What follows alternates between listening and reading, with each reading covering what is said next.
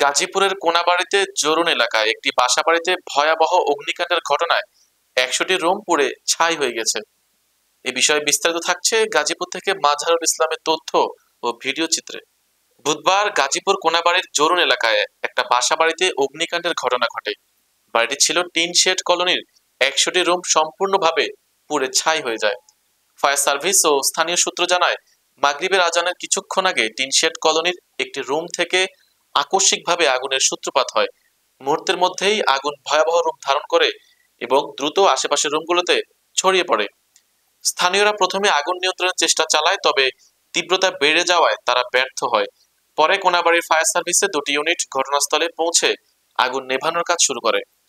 আগুনের ভয়াবহতা বাড়তে থাকায় ফায়ার সার্ভিসের আরো ২টি ইউনিট যোগ দেয়। দীর্ঘ সময়ের প্রচেষ্টায় আগুন নিয়ন্ত্রণে আসে। কোনাবাড়ী ফায়ার সার্ভিসের ইন্সপেক্টর মোহাম্মদ সাইফুল ইসলাম বলেন, খবর পেয়ে দ্রুত ঘটনাস্থলে পৌঁছে আগুন নিয়ন্ত্রণের কাজ শুরু করে তারা। তিনি আরো বলেন, তাৎক্ষণিকভাবে আগুন লাগার কারণ ও ক্ষয়ক্ষতির পরিমাণ এখনো জানা সম্ভব হয়নি। তদন্ত শেষে বিস্তারিত জানানো হবে।